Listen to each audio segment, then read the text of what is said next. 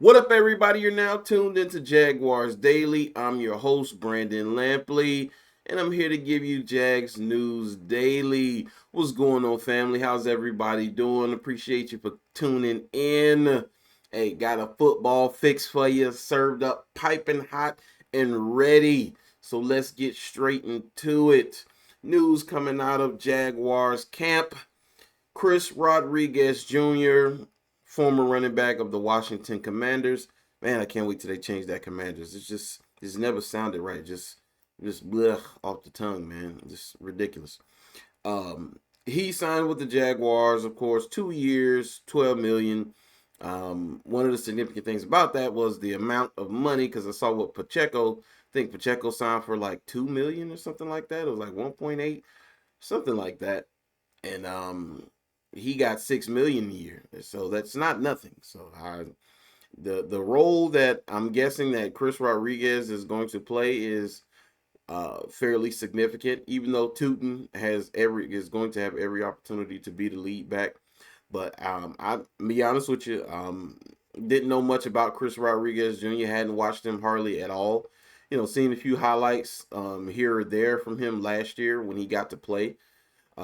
And man, I'm just watching him run, man. He averages 4 yards after contact. I think it was like eighth in the league. And it's a small sample size, but his numbers, as far as rushing yards over, I think it was what expected rushing yards, he was plus in that. Yeah, like yards after carry, dude, he's no nonsense.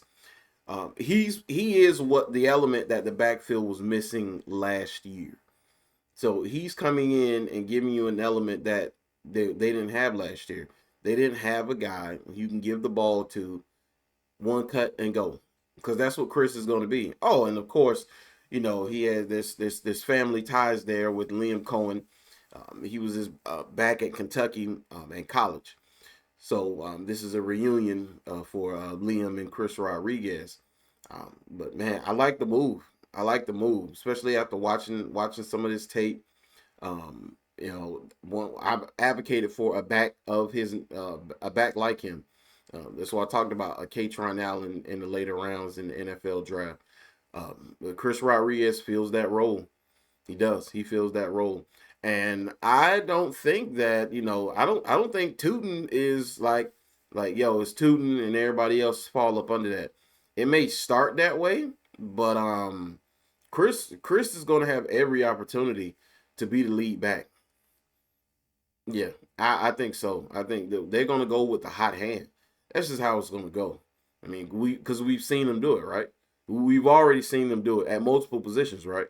That you give the guy who's playing the best, the guy who gives you the best chance to win. Those guys are on the field, correct? De'Ami Brown didn't give us the best chance to win, so he wasn't on the field as much down the stretch, right? Emmanuel Ogba, same thing. So I mean, they got Walker Little smooth up out of there, didn't they? Until they brought him back because they needed him because of injury. All right. So I mean, this right here for Tootin, I think this is good for everybody because this is competition. Iron sharpens iron, and this right here is like when you do get your opportunity, you need to go off because you don't want them to bring you off the field. So I think this is excellent for the running back room. There's some criticism, little criticism of them supposedly overpaying him because they don't think that they didn't think he'd get that type of money because of other backs. But I think about it like this too. We're talking about a very very young player who's he's going into his fourth year. This is his third or fourth year, and yeah, he's young and carries. I mean, he has 920 yards and 10 total touchdowns in his entire career with Washington. And in that small sample size, the numbers are it's eye popping what he was able to do in that small sample size. So just imagine what he can do with a bigger load. Um, this is a good move from Jacksonville. It's relatively cheap. They I guess with familiarity here with them, this does not rule out them drafting a running back in the later rounds. It's not. This does not rule that out. It's there. The way you build and you look at the great teams that build through the draft. this acquiring anybody in free agency doesn't stop you from drafting a guy. Even if you have like the wide receiver room, the wide receiver room is stacked. Wouldn't you say? You can still draft a guy. Same with the tight end, still draft a guy. The offensive line, it's pretty solid. Still can add a guy or two. You can always add guys because as soon as you get to a point where like what, we might be good. We might not need to add. We might not need to add anything else. We might be good. And then here come Kendrick Lamar out the corner saying it's not enough. It's not enough. You can never have enough, especially the big guys. You can never have enough. So shout out to Chris Rodriguez Jr. Welcome to Duval. Can't wait to watch this kid run. Just man, he's a throwback back. Let's go watch him run. He's a throwback back. So, but we're gonna leave it right there. We're gonna go to Maxx Crosby. Give you the latest and what I've seen and heard on that. Just the details surrounding the whole trade and then them rescinding the deal. And supposedly Maxx Crosby, from what I understand, he was in the building when I guess the report came out. Or they were like, no, we backing out of the deal. He was in the building getting ready to sign, I guess, or accept the terms of the trade and whatever. And Trey Hendrickson was as well, they said.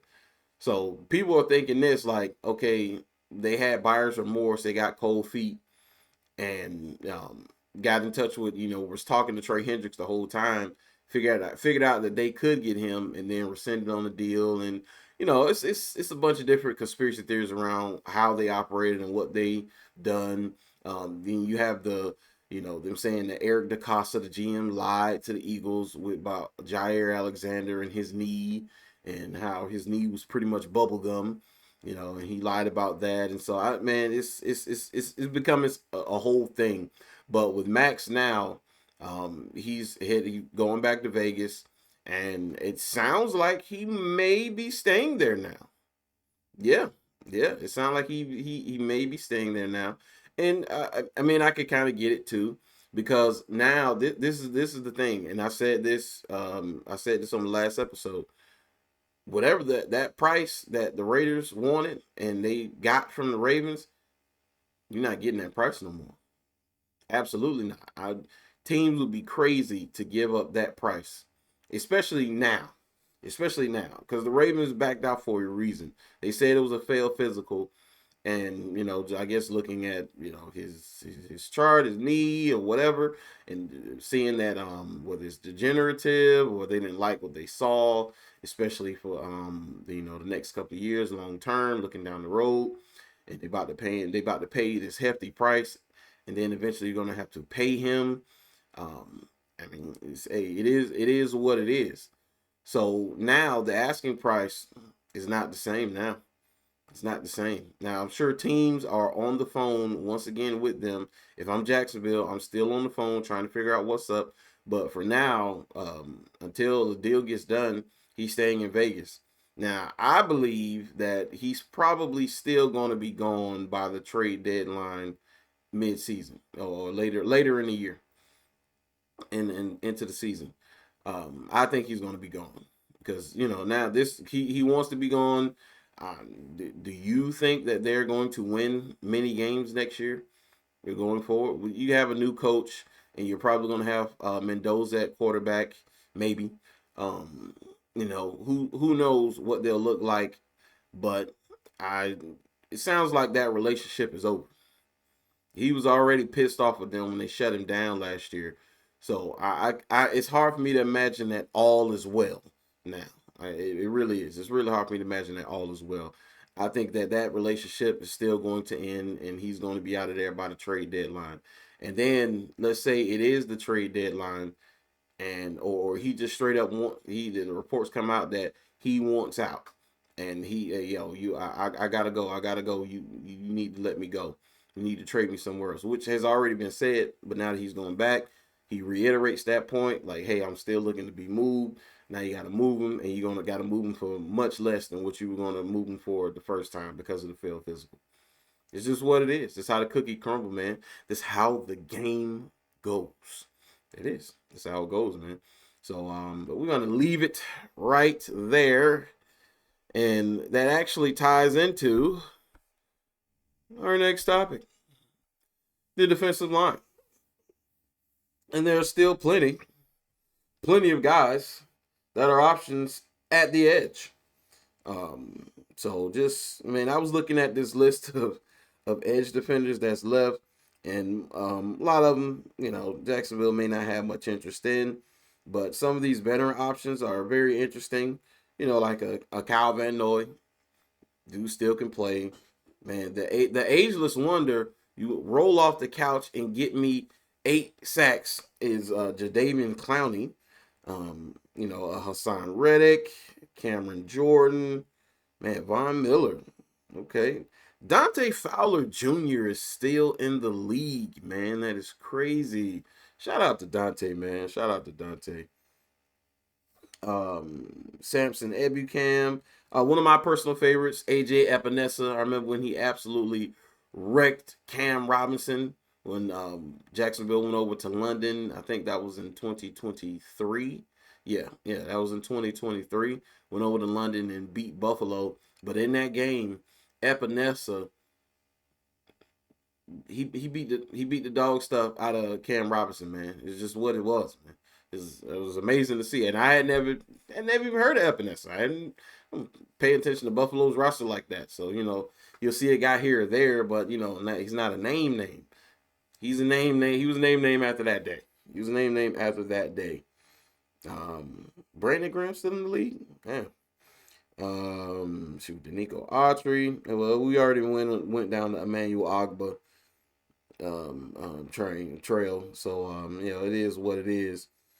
Shaquille Barrett, Yannick Ngakoue and Jerry Hughes are still in the league. They're both of them are like 37, man. It's golly. And then you got Calais Campbell out here at 55 years old, still moving around at 6'8", 298 pounds. Crazy. But it's still plenty of options out there. Now defensive tackle, it's because at edge you can add a veteran like an Emmanuel Ogba. You can do a later deal in training camp, like after training camp. Guys who just looking to come in, rush the passer, and then get on out of there, and and going back where they came from. So there's plenty of options there. Defensive tackle is a little bit more murky because the top guy's gone. I think Javon Hargrave. He's off the market now as well. So I mean, now it's about finding a guy who is better than Eric Armstead, because if they're not better than Eric Armstead, then there's no need to even, what are we talking about? There's no need to even go down that path. No need to make the phone call, no need to negotiate or anything like that. Because one thing about it is, feel how you want to feel about Eric Armstead. These guys on the market are not better than Eric Armstead. They're not. Like, he's just not nobody. And guys like Eric Armstead and Walker Little, you just don't let those guys go because you may feel like they underperformed or they lost their position or whatever. Like, no, we need to get some value from them, man, because big men do not grow on trees. That's just what it is. There's no way you let these guys walk for nothing, especially like Eric Armstead. You have to replace him. Yeah, you got to replace him. You got to exchange value for value. So as far as defensive tackle is concerned, it's you gotta go to the draft now, and the draft doesn't have many options either. So either you bring in a rookie through the draft, and you a veteran option, somebody who you can a rotational player. But Eric Armstead is going to continue to be the guy until he's not. That's what it's looking like at defensive tackle. Everybody wanted to upgrade. A lot of people wanted to upgrade that position, but the guys who were available, who were better than Eric Armstead, are gone. So, and it's what it is. It's what it is, man. But like I said, plenty of options still at edge. They can still go rookie as well. I mean, you have enough picks in those mid rounds to where you can get a linebacker, you get edge, you get a defensive tackle, get an old lineman, and that's just like in your first four picks because they got 3 third-round picks. You got the two at 56. You had I think what 2 fourths. So I mean, you got a lot of ammunition to go get some guys, man. And in this draft, right in that middle of the draft, you say it's a lot in there. It's a lot of talent in there. So you guys be able to pick these guys. This is where the evaluation and tape watching comes in, to basically build this roster, because that is how we're going to do it. Free agency, John Franklin Myers would have been nice. Would have been very, very nice. I can't lie. It would have been very nice. Trey Hendrickson, when I seen what Trey Hendrickson, seen what he got from Baltimore, I was a little surprised by that, because I was hearing that even though he did not get what he wanted, though, he wanted that higher tier number. He wanted to be, a little bit above that Josh Hines Allen tier, but he's not viewed as that. And so, but he still got a bag. Like he still got a nice chunk of change. So seeing what he got, I'm like, okay, I see why they didn't do that deal, as well. So, but hey, like I said, plenty of options, and you still have young guys here on the roster, and you got plenty of draft picks to fill in any holes, bring people in. So, it's what it is, man. It's what it is. It's what it is. I'm looking to see what moves they make, because they have been like as you've seen, they've been linked to high profile names. They've been linked to superstars in Maxx Crosby, Trey Hendrickson, which I'm sure they were talking to Trey. They were talking to the Raiders about Maxx Crosby. They were on the phone with Philadelphia about Jalen Carter. So defensive line is still something that they want to address, but it doesn't look like they really want to address it, at least in this first wave of free agency. Um, yeah, this is not something they want to address. If they couldn't get that top guy, if you can't get John Franklin Myers, you can't trade for Jalen Carter or Maxx Crosby or sign Trey Hendrickson. It's kind of like, okay, well, the top guys that we had our eyes on that we could make a splash with are gone. So now you can kind of slow play the market and see what's what, and just wait. Now it's a waiting game and waiting for the draft. I still think they may sign a guy here or there, but for the most part, I think they're turning their whole attention. They're turning it pretty much towards the draft. So, but we're gonna leave it right there. I'm gonna talk about safety and linebacker. Now, these options are different. Like the options at safety and linebacker, because like edge, you still have plenty of options. Even defensive tackle, you still have a few options, especially when it comes to the older veteran market that you could bring in on a whim, and he can come in and give you quality reps. But safety and linebacker, this right here is different.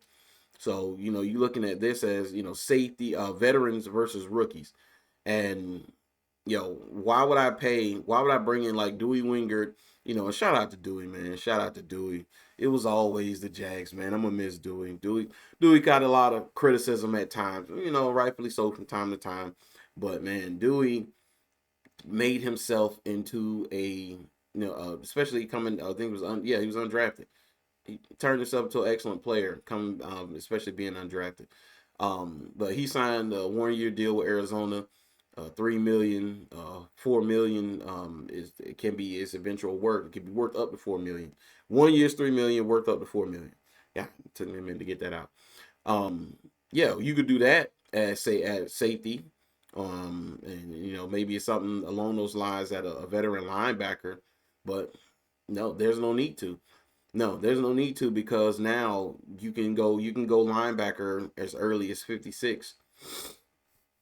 And then safety, you can get safety in the later rounds. You can get a guy who can come in and play in the later rounds, and you only pay him a fraction of what you would have to pay somebody like a Dewey, who's a veteran. And there's reasons you bring in veterans, and there's reasons you stick to the draft. And Jacksonville have veterans already in that room, and Eric Murray, Antonio Johnson. He's coming off an injury, hadn't played, but you got Caleb Ransaw. You also have Rayon Lane. So you go ahead, hey, draft another safety, get another guy in that room. The same with linebacker. Hey, you can go linebacker at right at 56, because there'll be plenty of options. I think that's probably the best. It's not probably. It is the best way to go, especially now.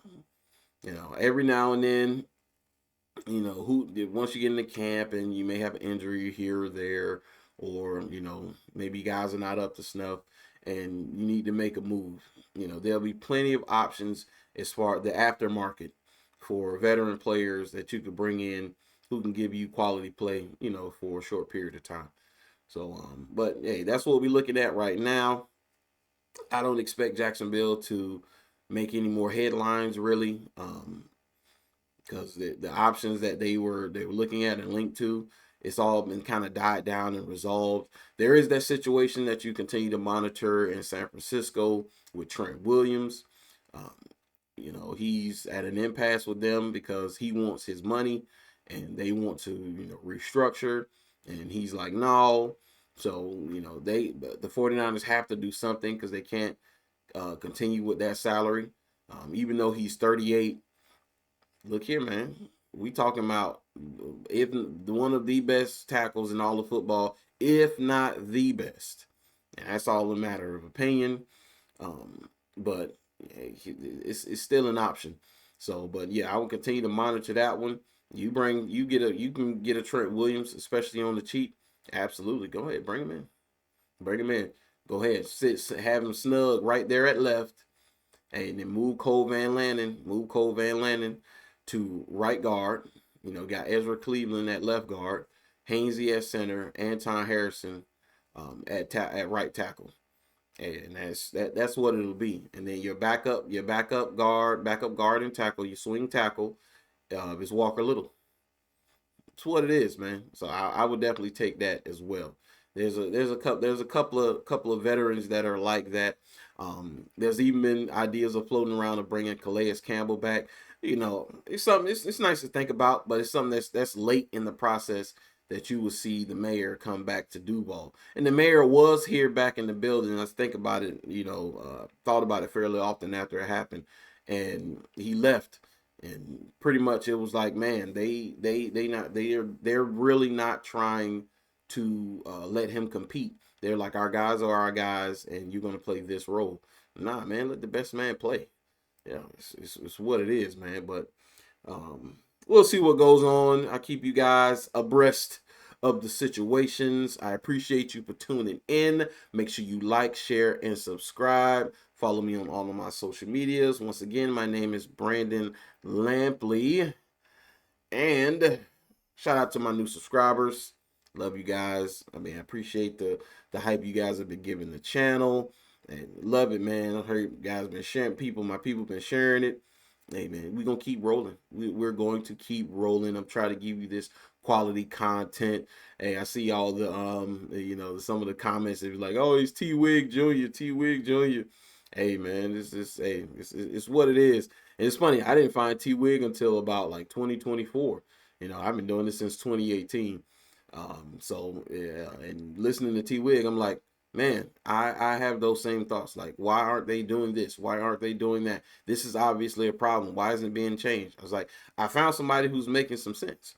They're just not talking into the angry void, to a bad franchise, but I'm going to leave it right there. Appreciate it.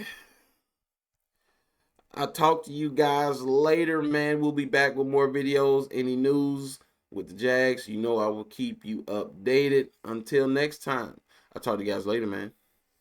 Peace out.